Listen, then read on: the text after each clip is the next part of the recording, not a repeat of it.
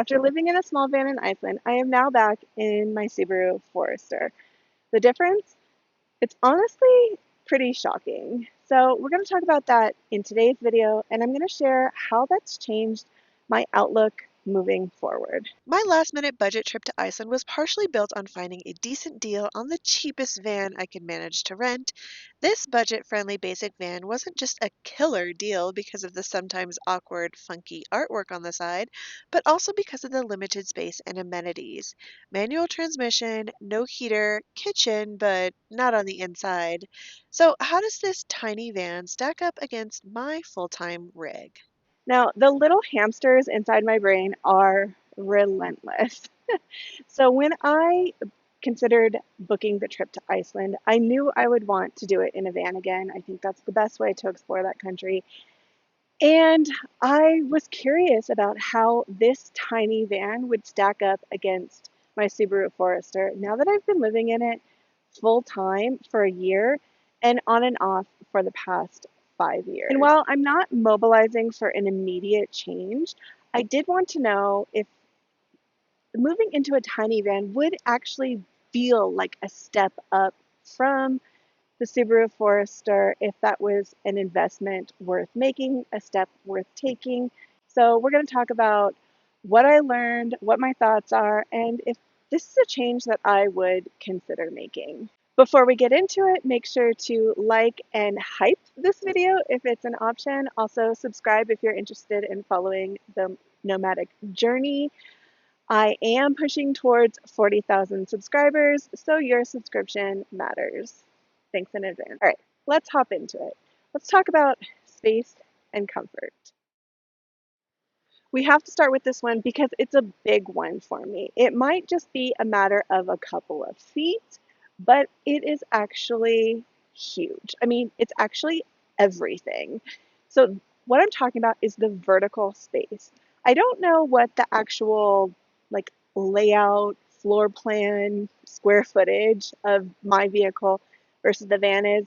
The van did feel roomier, not that much roomier, but it was the vertical space that made such a significant difference. In fact, it was a matter of being able to do it and to not do it. And what I mean is, the reason I really left the United States and diverted my entire summer plan to go travel abroad was when I sprained my ankle. I've talked about this before, I'm not going to belabor it. But I was unable to live in the Subaru Forester with my sprained ankle. Reason being, the only way I can sit in the back there is like really hunched over and cross-legged. So cross-legged was a position I could not hold when my ankle was really injured, was still in the initial stages of healing. It just was not feasible for me to be in that position at all. In the van, I had enough headroom to actually get up onto my knees where I could move around and I still had head clearance. And that just felt so much better. Although I didn't like the setup in there, and we'll talk about that a little bit later, the ability to move around in there had me envisioning what could be possible if I did have a build in that vehicle versus in the Subaru. And I have to say too, not to sound super negative, but coming back into the Subaru Forester after having that experience didn't feel great. It definitely feels smaller in there than ever before. Of course, it would be ideal to be living full time in a vehicle where you could actually stand, but in the interim, until I, you know, am able to earn and save enough money to afford something like that, I think moving into something that I could at least fully sit up in, maybe build like a small lofted bed and still have some clearance to sit up so I could have like a proper sitting position, would really just turn things around for me in a lot of ways. Now, although the van did have higher vertical clearance inside, the actual clearance, vertical clearance of the vehicle was lower. My Subaru Forester has a higher stance, which for living in is actually disadvantageous because I have to climb up into it. There's no relaxed position of sort of being inside, outside at the same time, but it does lend itself to better vehicle capability. So that's what I want to talk about next. And that's one of the considerations where I really hesitated on making the change to a van, a small, probably less road capable van versus my all-wheel drive SUV. So let's break it down a little bit. My Subaru Forester, like all Subarus, is equipped with a capable all-wheel drive system, sort of one of the main things that Subarus are known for, and I've come to trust and rely on mine on mountainous roads, dirt roads, gravel roads, all sorts of weather conditions, including heavy rain, snow, all sorts of things. It is a vehicle that I trust the capability of immensely. I do utilize some of those features to a small, like a low level. I am not a daring driver. I'm not really an overlander. I don't have interest in going on 4x4 roads. To me, that just has a big neon sign that says expensive. I have a lot of anxiety about vehicle breakdowns and things like that. So that kind of thing doesn't really appeal to me, but I do like knowing, and I have utilized my vehicle's capabilities in the past, particularly some of the mountainous areas that I worked in seasonally have actually required me to have all-wheel drive or four-wheel drive capabilities in combination with specific tires like snow tires in order to access my work location. That's one of my super big hesitations on making the switch over to potentially like a two-wheel drive smaller van. Now, it is possible to purchase four-wheel drive vans, but those are way more expensive than the intermediary step that I'm looking at taking. That would be very practical and budget friendly for me within the next several years. Another feature of my vehicle, oh, there's a bug on me.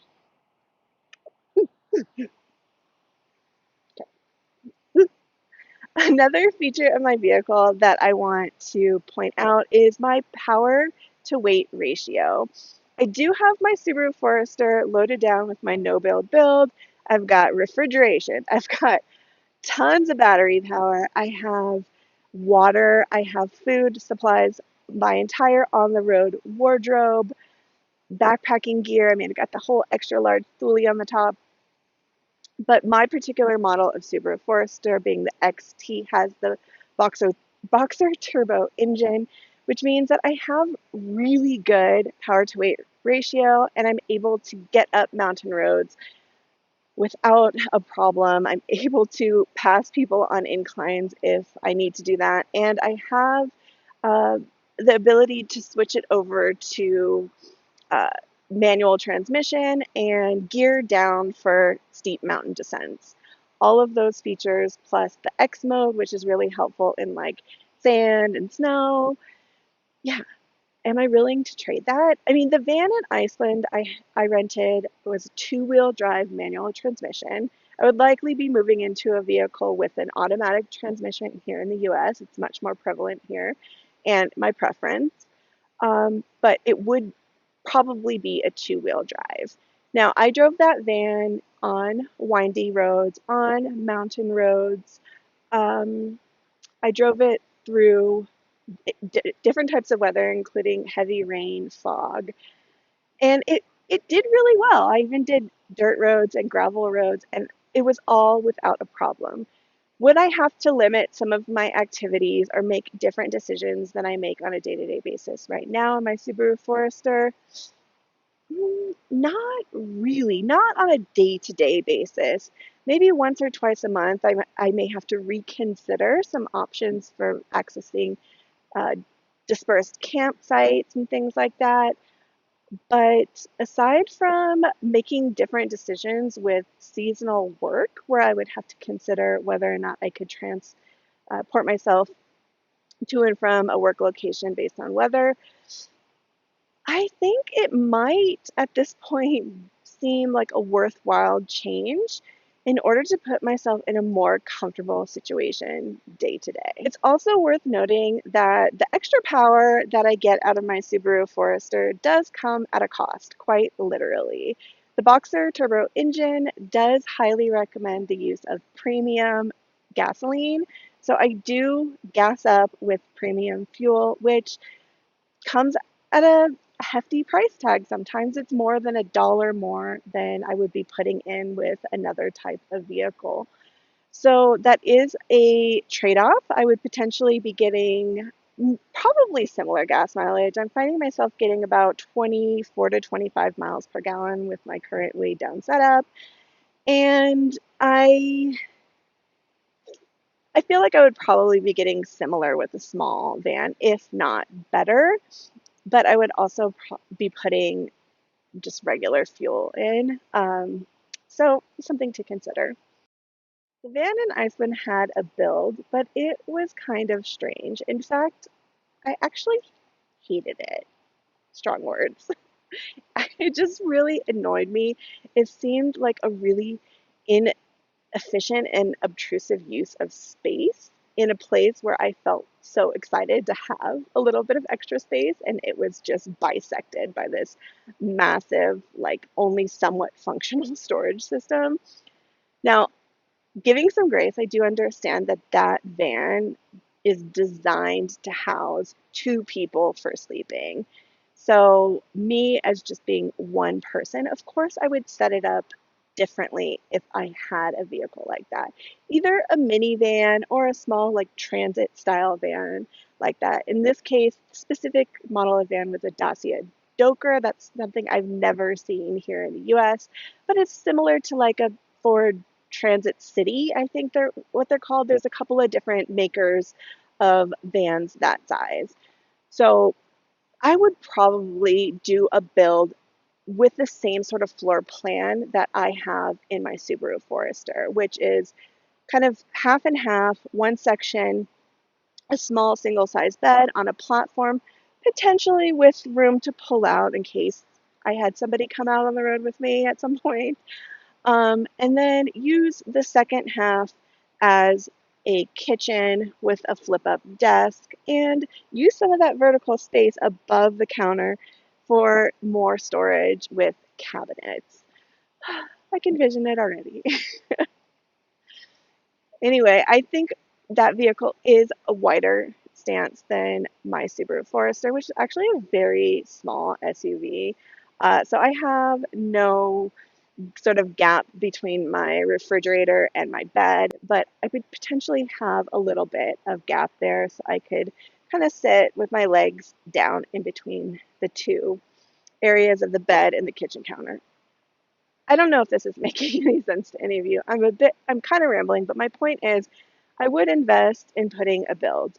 I have not, in the last 5 years of living in my Subaru Forester on and off, put any sort of build in there. I have what I call a no build build. So I haven't actually built anything. I've just assembled layers of things to create structures. And honestly, it works really well. It's efficient, it's functional, and I've integrated all of the systems I need in order to support full-time living, such as running water, refrigeration, and a heck of a lot of power. I am really happy and proud of what I've done in that space for next to nothing in terms of building things up and really outfitting it over time to suit my needs. I've gone through a couple of different iterations, but overall, the bones of it have stayed the same. Here's where I want to take a couple of minutes to talk about the sponsor of today's video, BLUETTI. Thank you to BLUETTI for supporting my adventures by sponsoring today's video. And make sure you keep watching because I still have to tell you the biggest sacrifice I would be making by moving into a van. One of the biggest advantages of my rig setup is the dependable power setup, which is supported by BLUETTI products. And that's why I'd like to thank them for sponsoring today's video. Living on the road, whether it's in a car or a van, comes with a myriad of different challenges. However, now worrying about where my power is going to come from for things like my laptop, running a fan at night, or even brewing my morning cup of coffee is something I don't worry about. And that's thanks to the BLUETTI Elite 100 V2. Portable, compact, and versatile, the BLUETTI Elite 100 V2 weighs in at just 25 pounds. The compact size, about 17 liters, makes it perfect for moving around the small space of my car, but also really reasonable to move from the car to a park. I have been relying on the BLUETTI family of products for over a year now. With Vanlife, they really do power everything. Just like being in a home and plugging into the AC, I can do that here. Let me show you how I use it to make breakfast. What I really like is how flexible it is. There are 11 low voltage ports and 9 high voltage ports, plus a heavy duty 2700 watt output. So whether I'm powering small things like my phone and lights, or heavier gear like a coffee machine or air fryer, it handles it no problem. It might not be super impressive for my Elite 100 V2 to run this miniature waffle iron, but there are times where it's running an AC lamp and my air fryer at the same time. So whether I'm powering small things like my phone and lights, or big things like an air fryer and really using that power lifting capability, I know I can count on my BLUETTI Elite 100 V2 to get me through my everyday tasks. It transitions seamlessly between home, car, and outdoor life. So whether you're living on the road full-time, car camping, or you just want reliable backup power at home, check out the Elite 100 V2 by BLUETTI. It is lightweight, portable, and powerful. One of the primary advantages of living in a vehicle that visually appears kind of too small to live in is that it kind of is. And passersby will probably not suspect that somebody's actually living in there. I stealth camp frequently. I loiter during the day. And with my current setup, I've never had anybody give me a hard time, knock on wood. I do have tinted windows. I also have window covers that are blacked out that I put up. Pretty much everything inside is black, so it is pretty discreet and as stealth as possible. Also, I do have a secret weapon, which is one of my favorite features, and it's the moonroof of my Subaru Forester. So even if I have all of the windows up, I can open the moonroof, get some ventilation, get some fresh air, and paired with the roof box on top, it's not really like much or anyone can actually get in there. I can still get air, but there isn't a huge void for things to crawl in through. I don't know. It feels like my little secret stealth weapon, and it makes living in there full time a lot more comfortable. Okay, so far I've talked about wants, desires, etc. But let's get real for a second. I haven't yet touched on a huge component, which is the financial consideration. I I did talk a little bit about fuel economy, but that's really small peanuts when you compare it to potentially having to make a payment or surrendering a large sum of money, which I currently do not have, to purchase a vehicle. Now, I'm someone that very much values my freedom, and part of having a life of freedom is having financial freedom, which means I have zero debt and I plan to stay that way. So any vehicle that I move into will not be financed. It will be a vehicle that I can pay for in cash or make a very big down payment and take on maybe a small amount of financing, but I'm very, very hesitant to do that. So let's talk this through a little bit. It's not my plan to make an immediate change. I think I already said that. In fact, over the next year, I'll probably only be living in the vehicle, that one there, between 2 to 4 months. And I'm going to break that down for you. So in real time, I'm living in the Subaru Forester. There's still some Europe videos that are going to be coming out on this channel, but basically I am in real life time frame count down to going back to seasonal work over the winter. And during that time, I will be living in employer subsidized housing. I'll still be headed out in my Subaru Forester for my weekend adventures to get away and reset from the daily grind of work and to make content for this channel. But I won't be living in it full time. Now, the end of my work agreement for my winter seasonal work will butt up against my start dates, potentially, hopefully, for the Pacific Crest Trail, which is a 5 to 6 month hike from the California Mexico border to the Washington Canada border. So I will not be living in a vehicle, in housing during that time. I will be hiking and living out of a tent. Uh-oh. So it's potentially this time next year that I would again be moving into the Subaru Forester if that's what I need or want to do. If I don't, and I probably won't have the money saved to buy something new by that time, it's possibility that I might take on winter seasonal work again. And then by the end of that, I hopefully probably am thinking ahead, planning, preparing that I will be purchasing a more comfortable road life vehicle. And my commitment to that, my commitment to this road life lifestyle, and the financial commitment to save for that next leg of my journey has been impacted by some of the content that you're going to see coming up on my travel through mainland Europe and some realizations I had about my preferred method of travel anywhere. This is where I was really shocked by my preferred travel preference. In the past, when people have asked me about purchasing a new rig and moving into something bigger, one of the reasons I cited was I didn't want to make the financial investment in a material item that was only available to me basically in North America, primarily domestically. I can travel to Canada. I could even drive the Pan America Highway if that was something that was interesting to me. But it's not like taking a backpack and just flying off somewhere on a one-way ticket and exploring worldwide.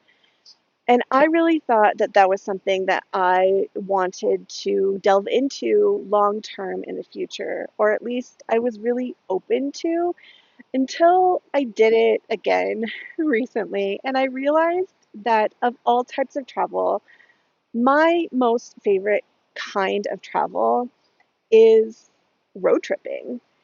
So I do still have dreams of it, ambitions of road tripping certain places abroad, New Zealand, um,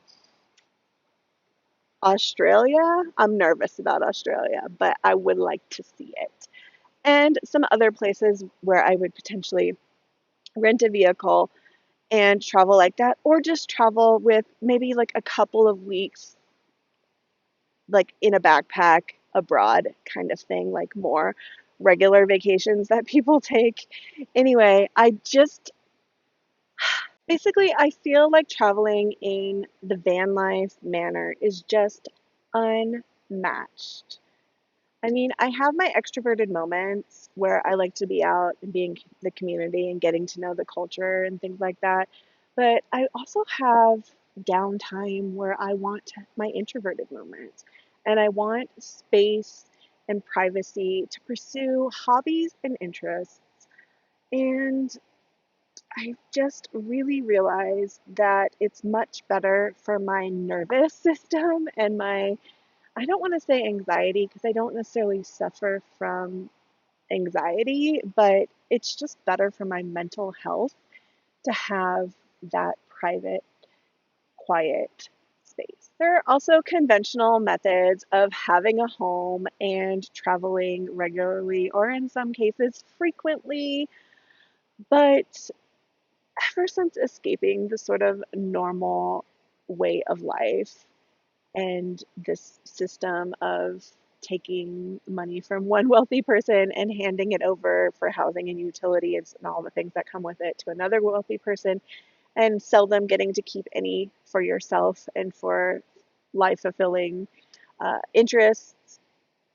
I just, I'm having a hard time ever wanting to go back ever since I discovered seasonal work and since I've really made the commitment to build my own business, which has been social media. And there's, other ideas for boosting income in the future if some issues that are currently present with my YouTube channel do not resolve.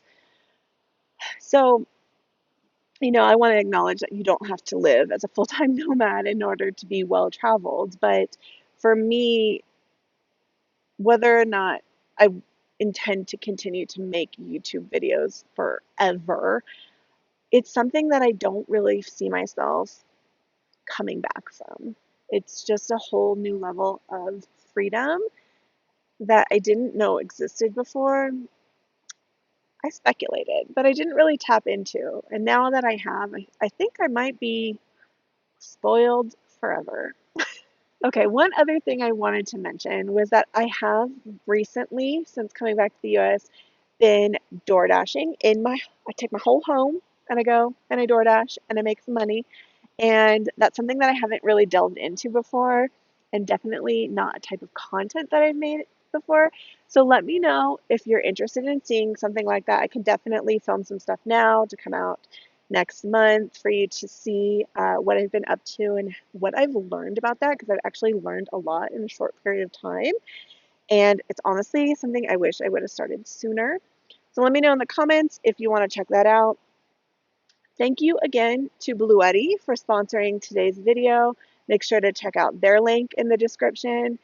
And I appreciate them supporting the channel as well as my patrons. If you want to come join me over on Patreon, that will be linked down below. So check that out and help support the adventures.